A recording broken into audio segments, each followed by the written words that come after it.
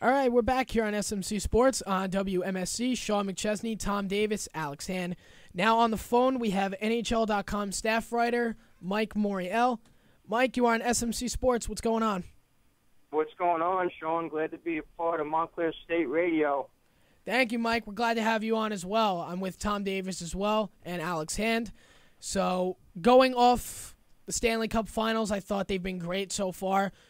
Just give me your insight. What were your expectations going in? What have you thought of so far? And more importantly, what can you expect from both teams going forward?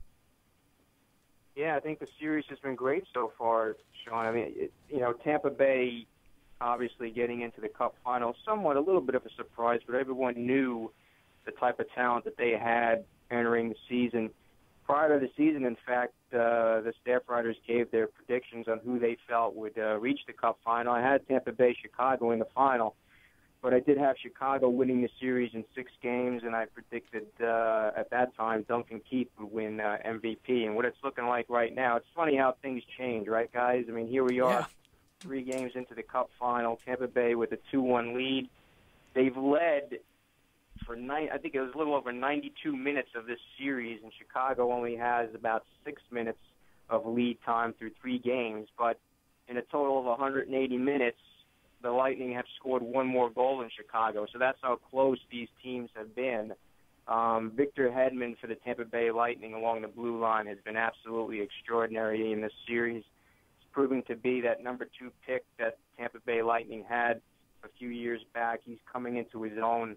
Particularly in these playoffs and in the Stanley Cup Final. He's just been a menace to the Chicago Blackhawks. And, you look at Chicago, and since Joel Quenneville, the coach there, took over, the Blackhawks were 30-30 in games 1 through 3 in the Stanley Cup playoffs. But it's amazing in games 4 through 7, guys, there are 40 wins and 14 losses.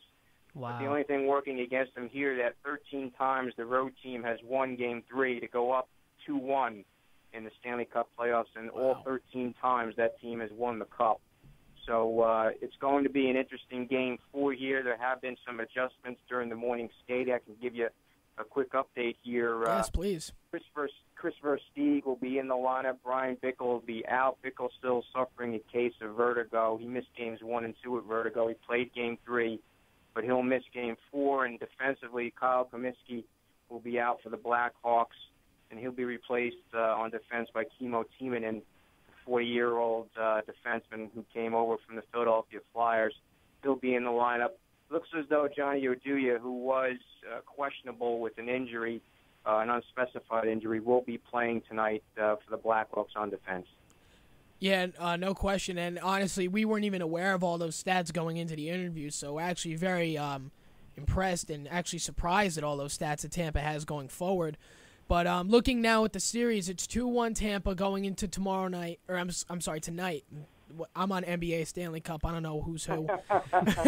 So, and one of the main reasons why I feel that Tampa has been winning these games is Ben Bishop. I feel he's one of the biggest contributors going in for this Tampa Bay team. He had 36 saves in Game 3, 76 in the finals. How do you think his play has been helping this Tampa team pull out crucial and close wins in the finals? And the rest of the postseason as well. Yeah, no doubt, guys. I mean, Bishop has been unbelievable throughout the playoffs. You look at the goaltenders he's had to beat to get here. You think of Henrik Lundqvist. You think of Carey Price. Then you had to beat Peter Mrazek, who was an outstanding rookie with the Detroit Red Wings in the first round. So Bishop has been unbelievable in these playoffs, and he's doing it again against Corey Crawford and a real stingy, tough Chicago defense.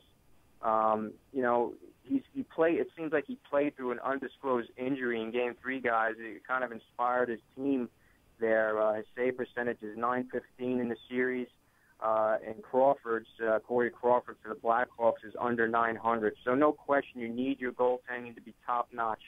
And it's not just the amount of saves that Bishop has made in this series. It's the quality of saves. The saves that your team needs at the big time. He's a big goalie, guys. He's able to move across the goal line and get the job done when he stacks the pads. And he's obviously a big reason why Tampa is where they are right now. And give credit to Andrei Vasilevsky, the backup the Russian backup who came in Game 2 and was able to help Tampa Bay get the win there before Bishop came back in Game 3, played a full game, was able to make 35-plus saves, and now Tampa is where they are, and Bishop has played a real big part in that.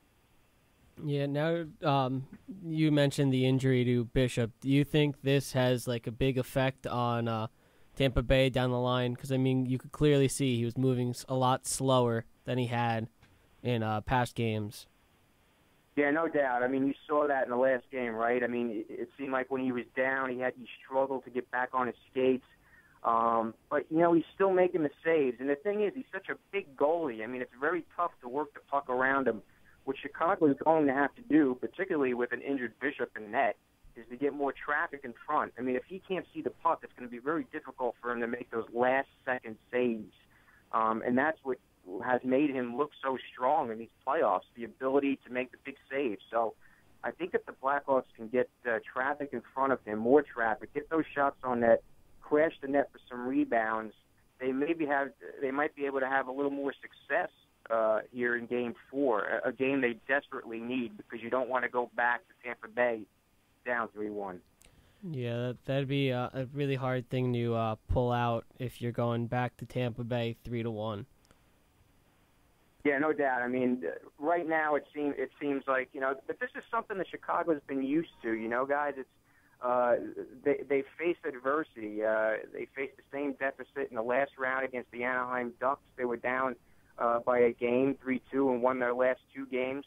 And then in the 2013 Cup Final against Boston, it was the same thing, and they were able to rally back.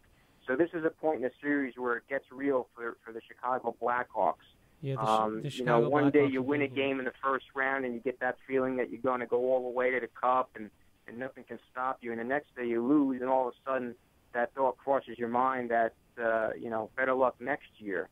But in the case of the Blackhawks, they just need to stay the course. They're a veteran team. They've been down this road before. They've won 2 cups.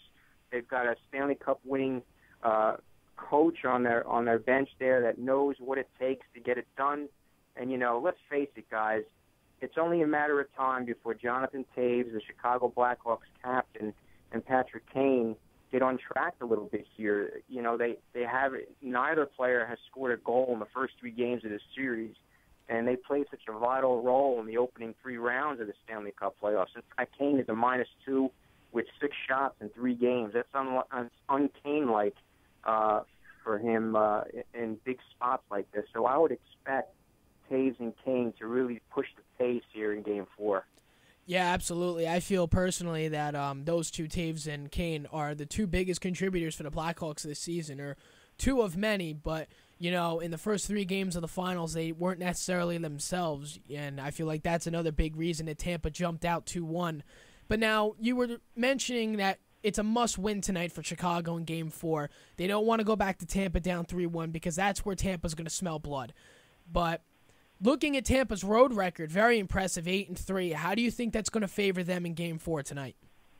Yeah, I think it favors them very well. I mean, they have nothing to lose, right? They've already done what they need to do, and that was win on the road. They got that one back that they lost in Tampa Bay, so they're in the driver's seat right now. So right now they're looking at icing on the cake if they can win this one here tonight. So let's face it, guys. I mean, the Lightning have a great team, as you mentioned earlier. I mean, they're very deep down the middle of the ice.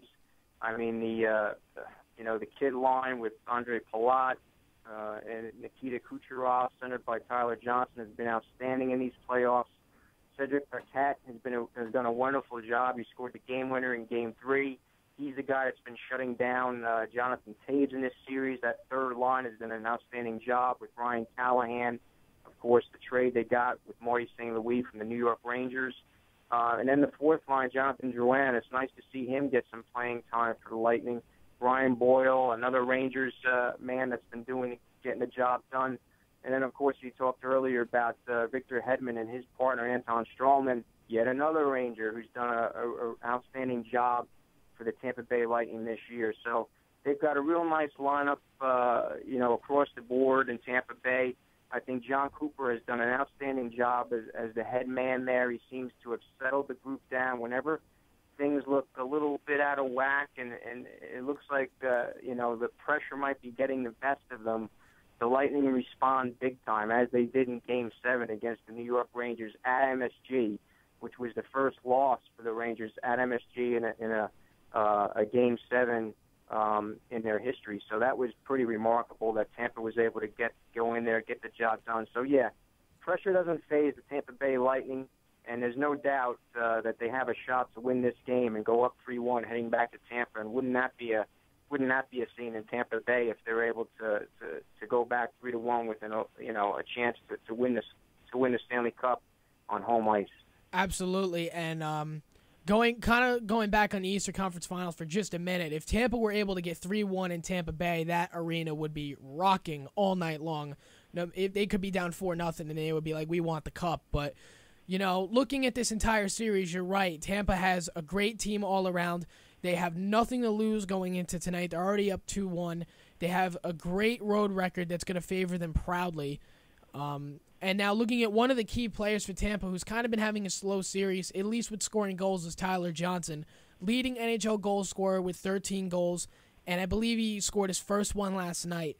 But I feel that with Tampa now having Chicago right, in the corner where they want them, I feel like Game 4 tonight is going to be the night that Tyler Johnson comes back. Yeah, he could. I mean, Tyler Johnson could come back. And isn't that a nice story, guys? I mean, he's an undrafted player. He comes out of college and is able to get the job done. Obviously Tampa Bay signs him as a free agent. He, goes through the system, through the American Hockey League, earns his keep on the big club, and here he is starring an undersized type player. It's always good to see those small players get the recognition they deserve. Tyler Johnson is certainly one of those players. He just goes all out every shift. And the thing about the smaller players in the NHL, if you watch them skate, it's about smarts, guys, because if you're small, it's very tough to get around those big players. So you have to be smart on where you are on the ice without the puck, where you go with the puck. And Tyler Johnson is one of those players that knows how to do both, and he does both very well. He knows how to get into the open ice. He knows how to retrieve passes without, having a big guy in front of him to lay him out. And when he gets in close, in tight, on the goalie, he's got those quick hands where he's able to make the shifty moves and go in for the goal. So Tyler Johnson is definitely one of my favorite players to talk about, and obviously the story behind him and how he got into the NHL is an inspiration for anyone who wants to play the game that might be under 5'11". Yeah, it's definitely a great story, and he had an outstanding series against the Rangers, without a question. I'm a pretty big Rangers fan myself, and I even have to tip my Broadway hat to him. He had an outstanding series against the Rangers, and I feel if there was any team in the playoffs that was going to beat this Rangers team, who was very favored to go to the Stanley Cup Finals, it was the Tampa Bay Lightning. They have a great team all around, great defense, one of the best offenses in the NHL, and personally I feel like that, and I still am going with Chicago in my pick, but, Tampa Bay has really proven a lot of people wrong going into Game 4 tonight, and pretty much they have all the momentum in their corner. Yeah, I tend to agree with you. I mean, they do have a lot of momentum, and Chicago is going to have to turn that around and turn it around quick.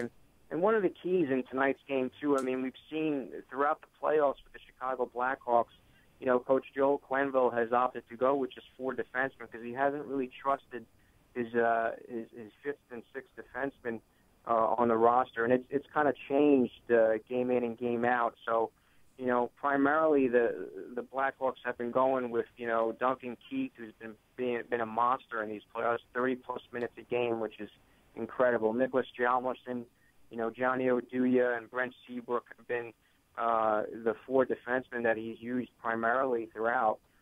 Trevor Van Riemsdyk, the Middletown, New Jersey native, saw some action in Game 3. I thought he played very well, made a nice representation of himself, and I think Van Riemsdyk will get some more ice time in tonight's game. Watch him. He's a good skater, slick, is good along the sidewall, and can make those nice passes down low to his teammates for scoring opportunities. And obviously tonight we'll see Timo Timonen, the veteran that they traded for from the Philadelphia Flyers. So I think it's imperative that Quenneville try at least to get the fifth or sixth defenseman involved, give those top guys a break, because let's face it, and as we discussed earlier, Tampa Bay is a very fast team, and they close in on you very quickly. Once they cross that red line, that center ice area, it's 1, 2, 3, and they're in on top of the goalie. They're in on top of Corey Crawford. So it's imperative that the defense make the crisp transition passes, get the puck out of the zone ASAP, and start their own transition up ice, because the Blackhawks are pretty quick when they get the puck over the red line as well. So it's going to be interesting. Quenneville needs to use that fifth, sixth defenseman. Watch how he does that tonight, because you can't keep relying on the big four all the time. There comes a point where it's going to get tiring, and obviously the Tampa Bay Lightning are a much faster team than the Blackhawks have faced in these playoffs. Yeah, absolutely. And real quick, Tom, do you have anything else to add? All right. Well, before no. All right, Mike, before we let you go, just as of right now, if you could give a prediction as of right now for what you've seen, who is your pick to win the Stanley Cup Finals? I'm going to say Blackhawks in 7. I initially said Blackhawks in 6. Obviously, that's going to be a tough spot. If Chicago can win tonight, there's a chance that could happen. But I do see this series now going 7, because I do think the Blackhawks are going to win tonight. I think it's going to be another one-goal tight contest. And I see this being, a tight contest throughout for the remainder of this series. It's going to be tight checking. There might be another high-scoring game in here somewhere. I think defensively, Chicago's going to shut her down today. And offensively, I do see either Patrick Kane or Jonathan Taves having a big night. So that's why I think Chicago is going to win tonight. But I think it's going to be close, probably another one-goal game. But I'm still sticking with my guns. I'm going to take the Blackhawks, but instead of 6, I'll go 7 this time, and maybe they'll win it on Tampa Bay's home ice, win their third Stanley Cup. Definitely a great prediction, and, I kind of have to agree because, Tampa has the momentum currently, but Chicago's a very experienced veteran team that's been here before, and going out against this Tampa Bay team who has, don't get me wrong, a great road record, but again, they are on their home ice, and that does say the difference in a lot of these key situations. So if I had to pick as well, I would also say Blackhawks in 6 or 7. Tom? As usual, I'll be the odd one out. I'll go with Tampa Bay. You're always the odd one out. I have to be the different one. But like you were saying, how there could possibly be a high-scoring game, I agree, because you've seen in the first round for the Blackhawks, Crawford didn't play every game. They at one point pulled him because he was letting in all these weak, cheap goals. So who knows? You might be seeing that Crawford again. Absolutely. And I think one more thing, guys, is the fact that, as you mentioned earlier, Sean, there's always that chance that Tyler Johnson may break a game open. Once he gets going, you never know. 2-3 goals can come off his stick, as is the same case with Taves and Kane. I mean, these guys have been held without a goal in this series, so it's just a matter of time before one of them break out. So that said, I mean, yeah, you would expect there to be a high-scoring game at some point again in this series, so it's going to be interesting to see. Absolutely, and we haven't really seen it much this series, but Tampa is one of those teams that knows how to take advantage of every power play that they have, and you saw that in the Rangers series. Mike, I thank you so much for calling in and giving us your insight. We really appreciate it. It was a pleasure, guys. Best of luck to you guys, and go Red Hawks. Thank you very much. Thank you. Thank you. That was Mike Morreale, NHL.com staff writer. So a lot of great insight on him. A lot of facts that we didn't even know about going into Game 4 tonight. All right, guys, we're going to take a quick break here. You're listening to SMC Sports. Back after this.